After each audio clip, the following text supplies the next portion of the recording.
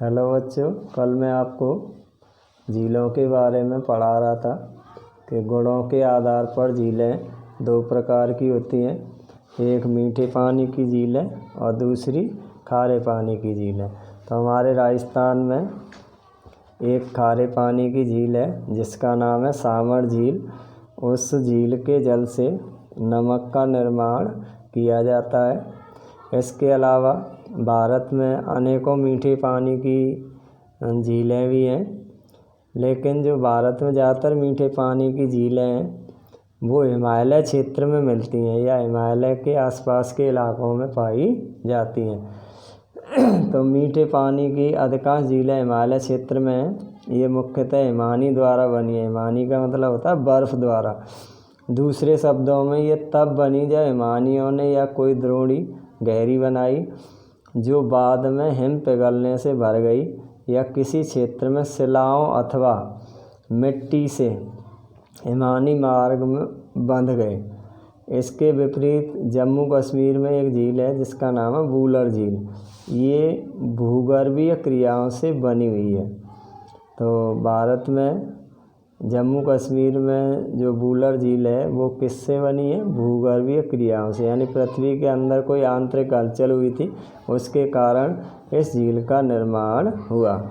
तो यह भारत की सबसे बड़ी मीठे पानी की प्राकृतिक झील है। तो जैसे आपके प्रश्न आता है कि भारत की सबसे बड़ी मीठे पानी की प्राकृतिक झील कौन सी है? तो वुलर झील जो जम्मू कश्मीर में स्थित है। इसके अलावा भारत की कुछ और महत्वपूर्ण मीठे पानी की झीलें हैं, जैसे वुलर झील तो है ही है। इसके अलावा डल झील, भीमताल, नैनीताल, लोकताक और बड़ा पानी, ये सभी कैसी झीलें हैं? मीठे पानी की।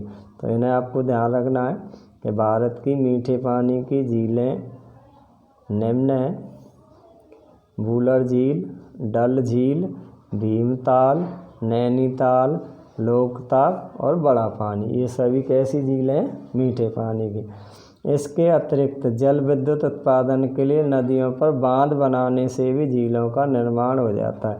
तो कई झीलें तो ऐसी हैं जब नदियों पर जल विद्युत उत्पादन करने के लिए बांध बनाए गए, तो वो बांध एक तरह से काय में परिवर्तित हो गए, एक तरह झीलों के रूप में।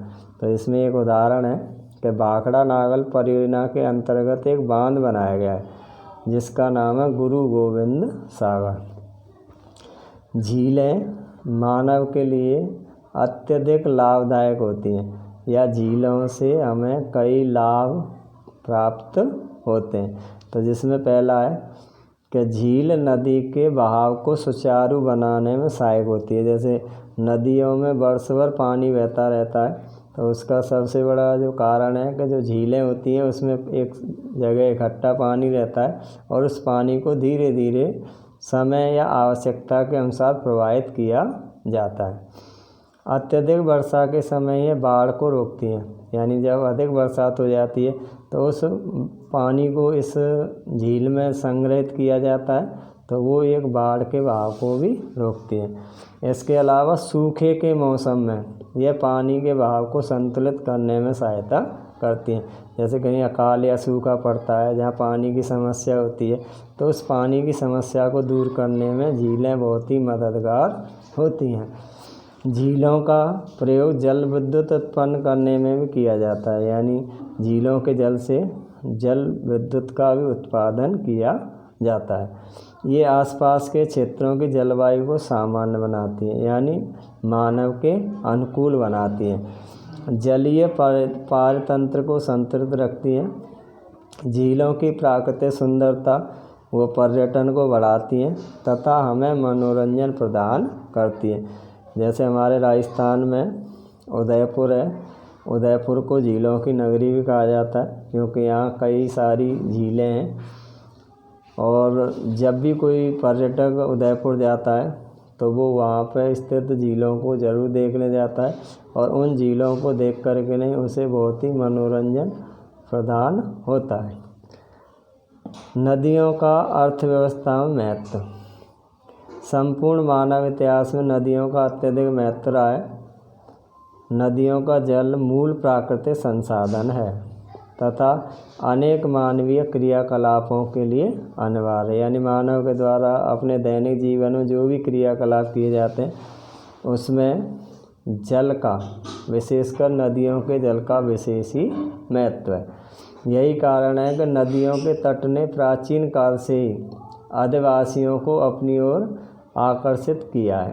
कहने का तात्पर्य कि हमारी जितनी भी प्राचीन सभ्यताएं हैं उनका जो उद्गम है वो ज़्यादातर नदियों के किनारे हुआ था।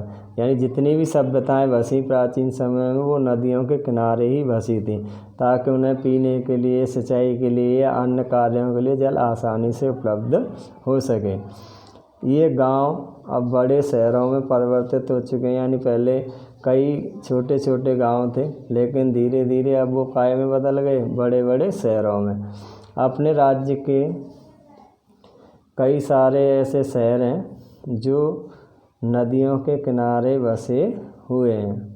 जैसे हम बात करते हैं दिल्ली की, जो हमारे देश की राजधानी है, वो यमुना नदी के किनारे स्थित है। आगरा ये आपके यमुना नदी के किनारे है। तो इसी प्रकार से आपके जैसे अयोध्या है वो सरयू नदी के किनारे स्थित है। तो हमारे भारत के बहुत सारे ऐसे शहर हैं जो किसी न किसी नदी के किनारे स्थित है। जैसे हमारा राजस्थान का कोटा है वो चंबल नदी के किनारे स्थित है। भारत जैसे देश के लिए जहाँ के अधिकांश जनसंख्या जीविका के लिए कृषि पर निर्भर है, यानी हमारा भारत देश एक कृषि प्रधान देश है। कहने का तात्पर्य यहाँ आज भी सबसे ज़्यादा रोजगार व्यक्तियों को कृषि क्षेत्र में मिला हुआ है। वहाँ सिंचाई, नौ संचालन, जल विद्युत निर्माण में नदियों का महत्व बहुत अधिक है।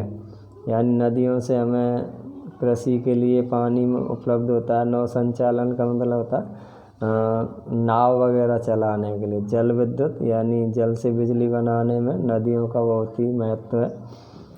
राष्ट्रीय नदी संरक्षण योजना, यानी हमारी भारत सरकार के द्वारा देश की जो राष्ट्रीय नदी हैं उनकी एक तरह से साफ़ सफाई या उनकी स्वच्छता वगैरह बनाए रखने के लिए एक योजना शुरू की गई थी सन 1985 में, जिसका नाम है राष्ट्रीय नदी संरक्षण योजना। तो देश में नदी सफाई कार्यक्रम का शुभारंभ 1995 में भारत की जो राष्ट्रीय नदी है, जिसे हम गंगा नदी कहते हैं, गंगा एक्शन प्लान जिसे शॉर्ट में बोलते हैं GAP के साथ आरंभ हुआ। वर्ष 1995 में राष्ट्रीय नदी संरक्षण योजना NRCP के तहत अन्य नदियों को जोड़ने के लिए गंगा कार्य योजना का विस्तार किया गया। नदियां देश में जल का प्रमुख स्रोत हैं। NRCP का उद्देश्य नदियों के जल में प्रदूषण को कम करके जल की गुणवत्ता में सुधार करना।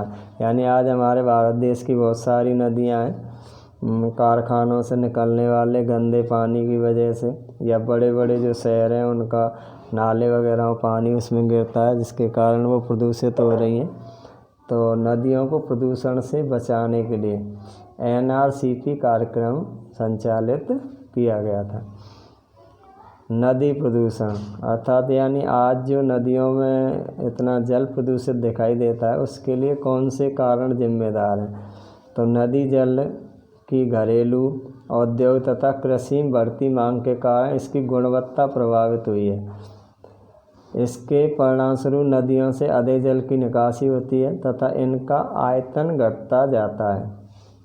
दूसरी ओर उद्योगों का प्रदूषण तथा अपरिष्कृत कचरे नदी में मिलते रहते हैं। यह केवल जल की गुणवत्ता को ही नहीं बल्कि नदी के स्वतः स्वच्छीकरण की क्षमता को भी प्रभावित करता है।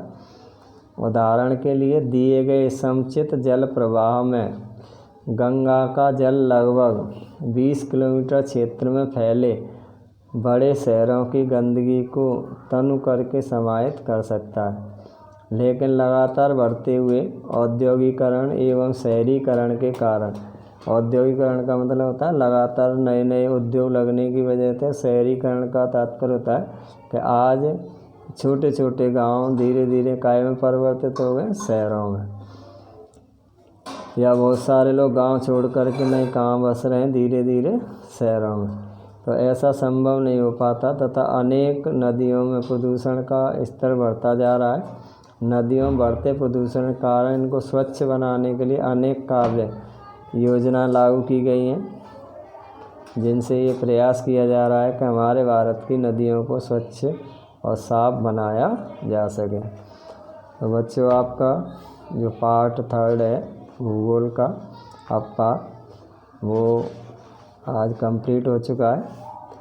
तो इसे आप ध्यानपूर्वक पढ़ें और समझें।